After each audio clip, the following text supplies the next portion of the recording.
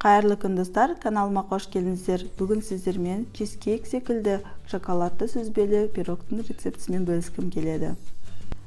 Ең бірінші салмасын дайындап аламыз. Ол үшін сүзбе, жұмыртқа, қант, қаймақ, крахмалды блендермен бір келкі сұйық масса болғанға дейін еземіз.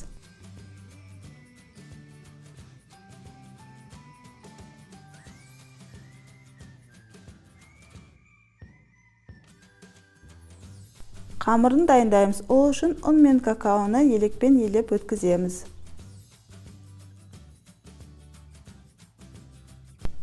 Қант пен қопсытқышты қосып, қасықпен бір келкі масса болғанша араластырып аламыз. Тоңазытқыштан жаңа шыққан салқын сары майды қосып, үгінді жасаймыз. Үгіндіні осындай құралмен, пышақпен немесе қолмен де жасауға болады. Бірақ қолмен жасаса тез-тез жасау керек. Май еріп кетпеуі қажет. Пирогты диаметрі 20 сантиметрлік формада жасаймын. Астына пергамент қағазын қойдым. Формамызға қамырдың 3/2 бөлігін саламыз. Астарын жан-жағын тығыздаймыз. Шеттеріне 2-3 сантиметрдей болатындай қылып бортик жасаймыз. Жасаған формамызға салмамызды құямыз.